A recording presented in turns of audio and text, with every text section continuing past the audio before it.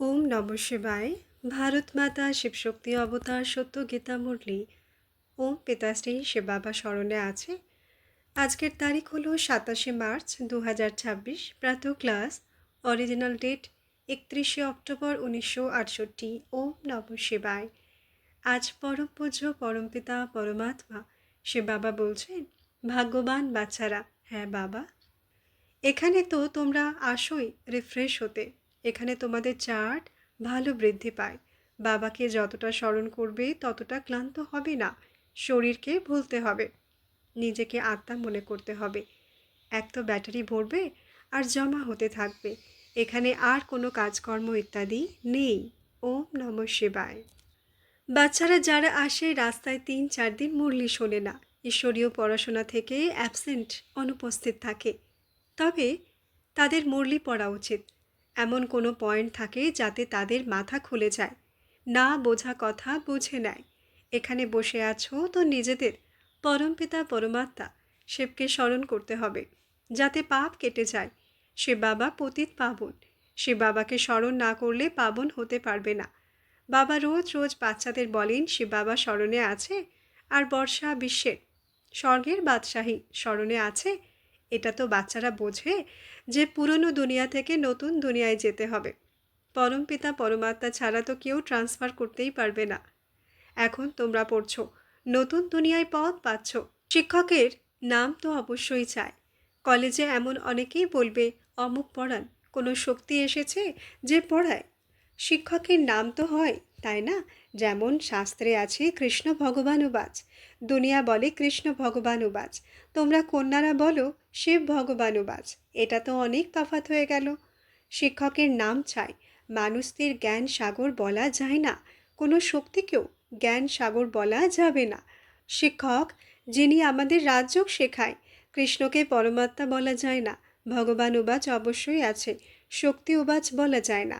পড়াশোনা তো সৃষ্টির আদি মধ্য অন্তের নলেজ। শক্তি পড়ায় না, পড়ানোর জন্য টিচার চাই। ইনি বাবাও, টিচারও আর সদ্গুরুও।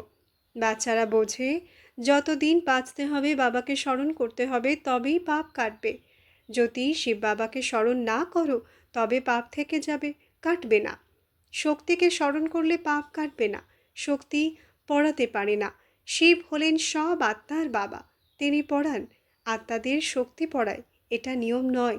আত্মার বাবা আছেন, যাকে পরমপিতা পরমাত্মা সুপ্রিম সোল বলা হয়। তিনি নলেজফুল। শক্তি তো কিছুই নয় যাকে নলেজফুল বলা যায়। জ্ঞানের সাগর শক্তিকে তো আর বলা যাবে না। শক্তি কোনো জিনিস বা বস্তু নয়। পড়াশোনাকে শক্তি বলা যায় না। পড়াশোনা হলো সোর্স অফ ইনকাম। এই পড়াশোনা থেকে 21 জন্মের বর্ষা পাওয়া যায়। যদি শক্তিকে মানো, শিবকে স্মরণ না করো, তবে পাপ কাটবে না। তাহলে তো কোনো লাভই হবে না।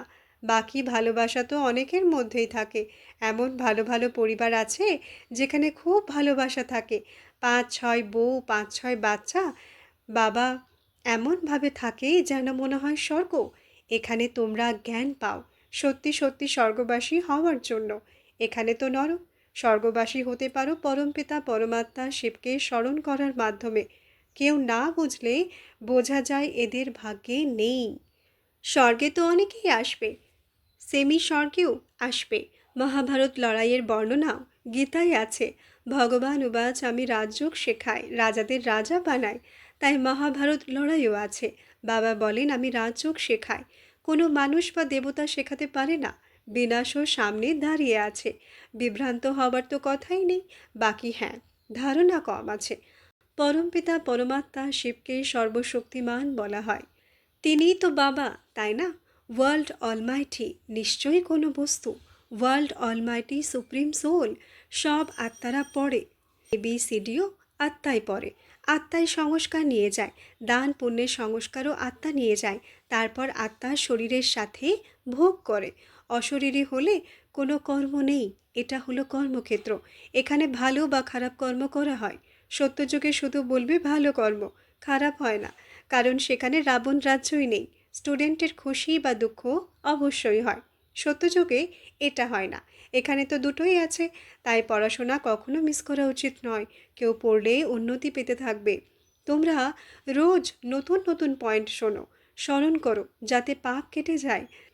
শিক্ষকের পরিচয় অবশ্যই চাই। পরমপিতা পরমাত্মার থেকে শক্তির বর্ষা পাওয়া যায়। ভারত দুর্বল হয়ে গেছে। বাবাকে স্মরণ না করলে পবিত্রও থাকতে পারবে না। এখন সর্বশক্তিমান পরমপিতা পরমাত্মা শিবকে স্মরণ করতে হবে। পরমপিতা শিবের থেকে শক্তির বর্ষা পাওয়া যায়। শক্তি কোনো মা বাবা ভাই বোন নয়।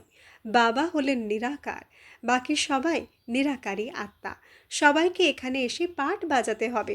অবিনাশী পাঠ পাওয়া আছে, কম বেশি হতে পারে না। কল্যাণকারী বাবাই। বাচ্চারাও তারপর এমনই হয়। পুরুষার্থের দ্বারা সদ্গতি যারা কল্প আগে করেছিল তাদের স্মারকও এখানে আছে। এখন মিষ্টি মিষ্টি বাচ্চারা তো বুঝে গেছে রুহানি বাবা আত্মাদের যেমন নিজে জ্ঞানের সাগর, তেমনই বাচ্চাদের জ্ঞানের সাগর বানাচ্ছেন। আগে তোমরা ছিলে ভক্তির সাগর, এখন হয়েছ জ্ঞানের সাগর। ভক্তি দিয়ে আমরা নিচে নেমেছি, জ্ঞান দিয়ে আমরা ওপরে উঠব। সাগর দুটোই। ভক্তিতেও ভালো নেশা থাকে। এখানে তোমাদের জ্ঞানের নেশা চড়ে। আগে ভক্তির ছিল, এখন জ্ঞানের চড়ে। ভক্তিরও তোমাদের ফুল নেশা ছিল, জ্ঞানেরও তোমাদের ফুল নেশা আছে। তোমরা প্রত্যেকে নাম্বারবার পুরুষার্থ অনুসারে নিজেকে স্বদর্শন চক্রধারী মনে করো। সত্যিই আমরা জ্ঞানের সাগরও ছিলাম আর ভক্তির সাগরও ছিলাম। ভক্তির সাগর হয় আমরা নিচে নেমেছি, জ্ঞান দিয়ে আমরা ওপরে উঠি। ভক্তি কবে শুরু হলো? যখন রাবণ রাজ্য হলো। বলেও যে রাবণ রাজ্য। বাপু গান্ধী ছিল তখনও বলতো রাম রাজ্য স্থাপন করছি, অর্থাৎ রাবণ রাজ্য ছিল। কিন্তু সে তো শারীরিক বাপু ছিল, রামরাজ্য তো হলো না। রুহানি বাপু তো একজনই। গান্ধী এটা জানতো না যে বাবাকে স্মরণ করলে পাপ ভস্য হবে। এই বেহাদের বাপু নিজের সাথে যোগ শেখান, কারণ আমাকে পতিত পাবন বলে, তাই পাবন হবার যোগ শিখিয়ে তোমাদের পাবন বানান। মানুষ একটার হয়ে না জানলে নাস্তিক বলা হয়। এখন তোমরা বাবাকেও জানো আর বাবার রচনার আদি মধ্য অন্তকেও জানো। প্রত্যেককে বুঝতে হবে আমরা স্বদর্শন চক্রধারী। আর তারপর নিজের সমানও বানাতে হবে, অর্থাৎ প্রজা বানাচ্ছ। বাচ্চাদের নিজেদের রাজত্ব আর প্রজা বানাতে হবে। গৃহস্থ ব্যবহারের কর্তব্য পালন করতে হবে। একে অপরকে এই রং লাগাতে হবে, পাবন বানাতে হবে। বাচ্চারা বুঝতে থাকবে পাবন দুনিয়াকে স্বর্গ, পতিত দুনিয়াকে নরক বলা হয়। পুরনো পাতা তো দেবী দেবতা ধর্মের, তাদের বুদ্ধিতে বসবে। বাকি যারা দেবী দেবতা ধর্মের পাতা হবে না, তাদের বুদ্ধিতে বসবেই না। পাপ তাদেরই কাটবে যাদের কল্প কল্প কেটেছে। এই ধর্মের স্থাপনা কেমন ওয়ান্ডারফুল। আর যারা আসে ধর্মস্থাপক যাদের বলা হয়, তারা তো আর কিছু করে না। শক্তি যা পায় তা ধর্ম স্থাপনা সেখানেও এখান থেকে শক্তি নিয়ে যায়। তারপর আসে ধর্মস্থাপন হতে থাকে। পরিশ্রম করে না। বাবা সবার বিনাশ করেন, তারপর লায়কও বানান। বাবার থেকে সবাইকে শক্তি নিতে হবে, তারপর গিয়ে নিজেদের ধর্মে সুখ পায়। বাবা সবার সদ্গতি করে দেন, সবার হিসাব নিকাশ যুক্ত হয়ে যায়। এসে ধর্ম স্থাপন করেন। সব পরিশ্রম বাবাই করেন, সবার সদ্গতি দাতা তো, তাই তাকে সবাই পরমপিতা পরমাত্মা শিব বলে। এতে কত পরিশ্রম করতে হয়। সব ধর্মস্থাপক এসে মন্ত্র নেবে, মন মনা ভব বদ্ধাজি ভব। দিন প্রতিদিন তোমাদের মধ্যে শক্তি বা তেজ ভরতে থাকবে। যতটা স্মরণের যাত্রায় থাকবে তবে গুণও আসবে। স্মরণের যাত্রায় অনেক লাভ আছে, বিঘ্নও এতে পড়ে। কারণ তোমরা পাবন হচ্ছ, মায়া রাবণ পতিত বানায়, তাই বিঘ্ন দেয়। কল্প আগেও এমনই হয়েছিল। এই সময় পর্যন্ত যা স্থাপনা হয়েছে হুবহু কল্প আগেও হয়েছিল। মানুষ বেচারা তো শাস্ত্র আঁকড়ে বসে আছে, অজ্ঞানতার ঘুমে ঘুমিয়ে আছে। তারা ভক্তিতে আবার কত লোকসান পায়। বাবা বুঝিয়েছেন তোমরা কত সাহুকার ছেলে, স্বর্গের মহিমা আছে তো। বাচ্চারা জানে আমরা বিশ্বের মালিক ছিলাম, এখন এই শরীর ছেড়ে আবার আমরা বিশ্বের রাজকুমার হব। কত বড় রাজধানী স্থাপন হচ্ছে। রাজধানী শুধু বাবাই এসে স্থাপন করেন, তাই সবাইকে পুরুষার্থ করতে হবে। উঠতে বসতে চলতে ফিরতে বাবাকে স্মরণ করতে হবে। স্পিরিচুয়াল নলেজ অক্ষর বলে, কিন্তু দুনিয়ায় তোমরা বাচ্চারা ছাড়া কেউ জানে না। বাবা বোঝান ভক্তিমার্গ কত বড়। অজ্ঞানতার মার্গ। জ্ঞান দিয়ে তোমাদের সদ্গতি হয়, অজ্ঞানতাকে ভক্তি বলা হয়। আগে এমন বুঝতে না, এখন বোঝো। জ্ঞান দিয়ে সদ্গতি, অজ্ঞান দিয়ে নিচে পড়া, জ্ঞান দিয়ে ওপরে চড়া। আর তারপর পবিত্র হতে হবে। প্রত্যেকের পুরুষার্থেরও সাক্ষাৎকার হয়। তোমাদের নাম উজ্জ্বল হয়ে যাবে, তো সবাই তোমাদের দিতে শুরু করবে। কিন্তু তোমরা হলে জহুরি, এমন তো আর নেবে না যা ভরে দিতে হয়। বাবা ভরে দেবেন, তো তারপর আমাদের কম পড়ে যাবে। এইসব তো এখানে মাটিতে মিশে যাবে, কারো কাজে আসবে না। তোমরা বাচ্চারা জানো, নতুন দুনিয়ায় সব নতুন জিনিসই পাওয়া যাবে। নতুন দুনিয়াকে বলা হয় স্বর্গ, ওয়ান্ডার অফ নিউ ওয়ার্ল্ড। বাকি 7টি ওয়ান্ডার্স হলো পুরানো দুনিয়ার, সেগুলো সব থাকবে না। না জিনিস থাকবে, না দেখার লোক থাকবে। এসব নলেজ বুদ্ধিতেই থাকা উচিত। ফাদার সোজ সন, রুহানি বাবা সব আত্মাদের শোনান, তারপর তারা অন্য আত্মাদের শোনায়। বাচ্চাদেরই সার্ভিস করতে হবে, তাই বাবা এখানে বসে গেছেন। একটুও খেয়ালও হয় না, পরিদর্শন করার খেয়ালও হয় না, মনও চায় না। এখানে তো খুব মজা, এখানে অনেক সাহায্য পাওয়া যায়। সব ভুলতে হবে, শেষে যেন কেউ মনে না আসে। বাবা দেখেনও, কিন্তু তবুও ভুলতে হয়। বাচ্চারা বলে, বাবা আমরা আপনাকে খুব স্মরণ করি। শিব বাবা বলেন, স্মরণেই তোমাদের পাপ কাটবে। করো কি করো না তা তো তোমরাই জানো। আমার কাছে সত্যি বলো বা মিথ্যে বলো, লোকসান বা লাভ তোমাদেরই। এই দাদাকে তো সব ভুলতে হবে, শরীর ছেড়ে যেতে হবে। নাটক পুরো হচ্ছে। তোমাদের এখানে বাইরের কোনো গোরখ ধান্দা বা জটিল কাজ নেই। বাইরে গেলে তো সবাই মনে আসে, ধান্দা ইত্যাদি মনে আসবে। এখানে তো বাবা সবাইকে ভুলিয়ে দেন, মনে পড়লেও বা কী করবে। এখানে তো তোমরা আসোই রিফ্রেশ হতে। এখানে তোমাদের চার্ট ভালো বৃদ্ধি পায়। বাবাকে যতটা স্মরণ করবে ততটা ক্লান্ত হবে না। শরীরকে ভুলতে হবে, নিজেকে আত্মা মনে করতে হবে। এক তো ব্যাটারি ভরবে, আর জমা হতে থাকবে।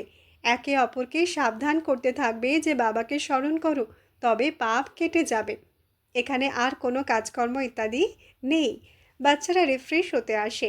এখানে থেকে ওখানে গেলে যেন গরুক ধান্দায় ফেসে যায়। এখানে তো বাচ্চাদের উন্নতি হয়, ব্যাটারি ভরে, এই লাভ হয়, খুশিও হয়। আমরা ঈশ্বরীয় পরিবারে বসে আছি, আসরি পরিবারের কোনো কথাই নেই। তোমরা হলে সবাই হংস, বক কেউ নেই, তাই তোমাদের আকর্ষণ হয়। সম্মুখে থাকলে ব্যাটারি ভালো চার্জ হবে, বাচ্চাদের খুশিও হয়। বাইরে তো মিত্র আত্মীয় ইত্যাদির কথা মনে আসতে থাকে, এখানে থাকে না। আমরা সবাই ভাই ভাই আর ভাই বোন, ক্রিমিনাল দৃষ্টির কথাই নেই। তোমরা বাচ্চাদের ভয় আছে, একটুও খারাপ চলন হলে নাম বদনাম হয়ে যাবে। এখানে তো কোনো বক নেই, এখানে আর ওখানে অনেক তফাৎ আছে। বাবার সম্মুখে আসায় অনেক লাভ হয়। অনেকেই আছে যাদের ভিড় ভালো লাগে না, সঙ্গ তারে কুসঙ্গ ডোবায়। এখানে তো কুসঙ্গের কথাই নেই। তোমরা হলে যারা মুক্ত বেছে নাও, যারা মুক্তকে ধারণ করো, তারা হলো কাদামাটির। তাদের মন কাদামাটিতে পড়ে থাকে, অনেক লোকসান করে দেয়। এখানে তো সবাই হংস, অন্য কেউ নেই। বাকি বাড়িতে তো সবাই থাকে, এক হংস তো 10-12টা বক হবে। তাই পরিশ্রম লাগে, বাবাকে স্মরণ করতে হবে। যিনি বিশ্বের বাদশাহী দেন তাকে স্মরণ করবে না? বাবা তোমাদের খুব সাহকার বানান, নিজের জন্য কিছু পরিশ্রম করেন। নিজের কোনো কামনা নেই, তাই তার আকর্ষণ বেশি হয়। তারপর বাড়ি গেলে নেশা উবে যায়, যেন ভুলে যায়। এখানে তো তোমরা হস্টেলেই বসে আছো, পড়ো এখানে, সব কিছু এখানেই আছে। বাবা গ্যারান্টিও দেন, এক বাবাকেই স্মরণ করতে হবে, তবে পাপ কাটবে। তাই বাবা বলেন, ডায়েরি রাখো। কাউকে দুঃখ দিইনি তো, নিজের চেকিং করতে হবে, সবাইকে সুখ দিতে হবে। এতে যতটা তফাৎ পড়ে সেই অনুসারে তোমরা বর্ষা পাও। সঙ্গম যুগের পর স্বর্গ হবে। ওম। আচ্ছা, রুহানি বাপ দাদা আর মাত পিতা রুহানি বাচ্চাদের প্রতি ইয়াদ প্যার আর নমস্তে। আমরা রুহানি বাচ্চাদের রুহানি মাত পিতা ও বাপ দাদাকে ইয়াদ প্যার, শুভ প্রভাত, নমস্তে নমস্তে নমস্তে। ধন্যবাদ বাবা, ধন্যবাদ। আজকের বরদান, তীব্র পুরুষার্থী ভব। ব্যাখ্যা, 5000 বছরের শ্রেষ্ঠ প্রালব্ধের আধার হলো এই সামান্য কিছু মুহূর্ত। তাই এমন অমূল্য মুহূর্তগুলোকে অমূল্য রীতিতে ব্যবহার করা উচিত, তাই না? ছোট ছোট কথায় টাইম চলে যায় না তো? এখন ধীরে ধীরে চলার সময় সমাপ্ত হয়েছে। এখন বানপ্রস্থ পর্যন্ত পৌঁছে গেছো। তাই নখরা অভিমান শোভা পায় না। এখন ছেলেবেলা পেরিয়ে গেছে। এখনও যদি ছেলেবেলার সংস্কার থেকে থাকে, তবে তা সমাপ্ত করো, তীব্র পুরুষার্থী হও। আচ্ছা, ওম নমঃ শিবায়।